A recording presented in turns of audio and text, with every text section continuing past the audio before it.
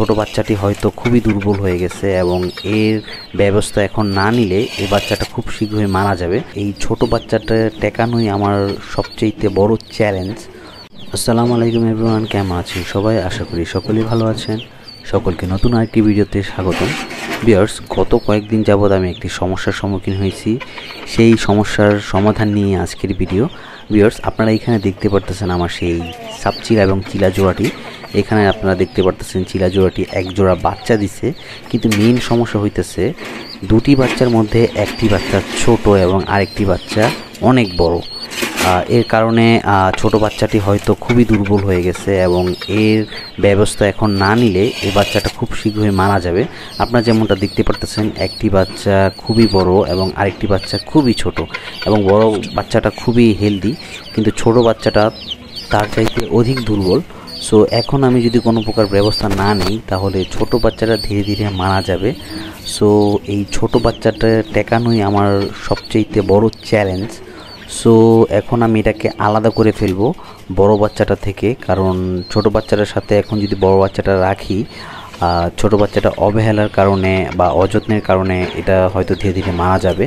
So এখন আমি বড় বাচ্চাটাকে আলাদা করে দেব এবং ছোট বাচ্চাটাকে আলাদা করে আমি নিজে নিজে বড় করব, কারণ এখন তার বাবা মা ছোট বাচ্চাটাকে একেবারেই খাওয়াতে চায় না।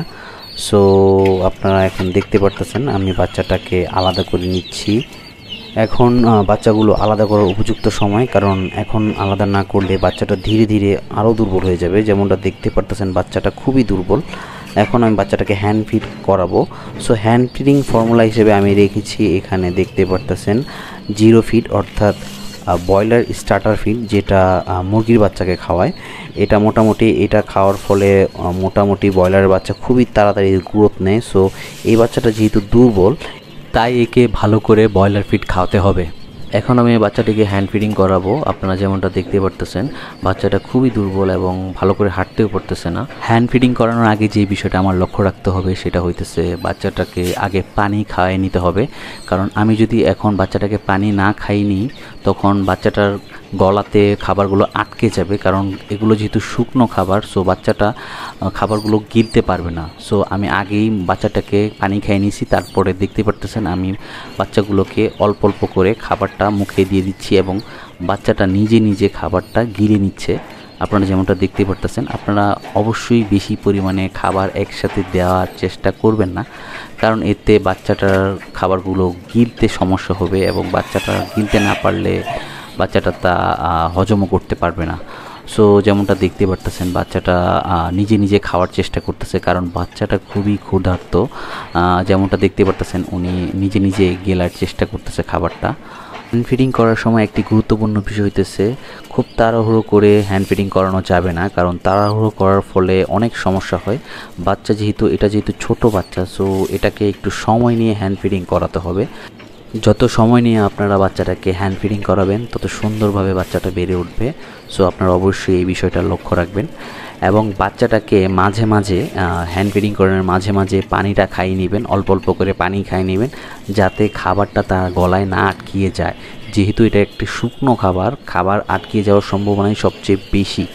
সো আগে একটু সময় নিয়ে আপনারা এটাকে পানি খাইয়ে নেবেন এবং গলার মধ্যে খাবার আটকিয়ে থাকলে তা নামিয়ে দিতে চেষ্টা করবেন, কারণ আটকিয়ে থাকলে সে আর খাবার খেতে চাইবে না, এটাই স্বাভাবিক। সো আপনারা অবশ্যই এইটা সুন্দরভাবে করবেন এবং দেখতে পারতেছেন আমি খাবার নামিয়ে দিছি, এই জন্য বাচ্চাটা আরও খেতে চাচ্ছে।